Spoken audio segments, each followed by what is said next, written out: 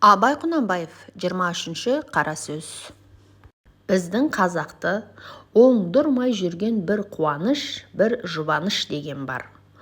Оның қуанышы елде бір жаманды тауып, я бір адамның бұл өзі қылмаған жаманшылығы шықса, қуанады. Айтады, Құдай пәленшеден сақтасын. О да адаммын деп жүр ғой. Оның қасында біз сәулелі кісінің бірі емеспіз бе? Оған қарағанда мен таза кісі емеспін бе деп, оған Құдай тағала айтып па, пәленшеден тәуір болсаң болды деп. Я білгендер айтып па, әйтеуір өзіңнен наданшылығы асқан, я жаманшылығы артылған кісі табылса, сен жаманға қосылмайсың деп.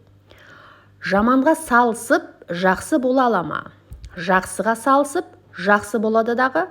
100 ат бәйгеге қосылса, мен бәйгеге алдым деген сөз болса, алдыңда неше ат бар деп сұрар, артында неше ат бар еді деп сұрағанның несі сөз?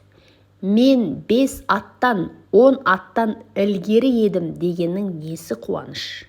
Енді жұбанышы жалғыз біз бе? Елдің бәрдей сөйтіп ақ жүр ғой.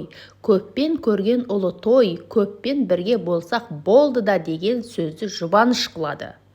Оған Құдай тағала айтып па, көптен қалмасаң болды деп, көпке қаһарым жүрмейді деп, көпке тұзағым жетпейді деп пе, ғылым көпке келіп пе, біреуден тарап па, хикмет көптен тарай ма, бірден тарай ма, көпке қорлық жүрмей ме, бір үйдің іші түгел ауырса жеңіл тие ме?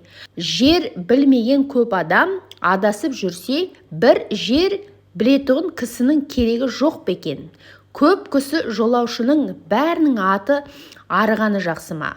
Жоқ, жармысы арыса, жармысының күйлесі жақсы ма? Жұт келсе елдің бәрінің түгел жұтағаны жақсы ма? Жарым жартысы аман қалғаны жақсы ма? Осы көп ақмақтың бір ақмаққа несі жұбаныш?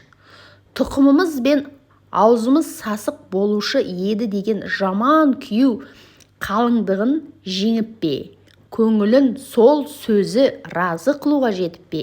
Ендеше көбіңмен қалма, сен де аузыңды саста бер деп пе?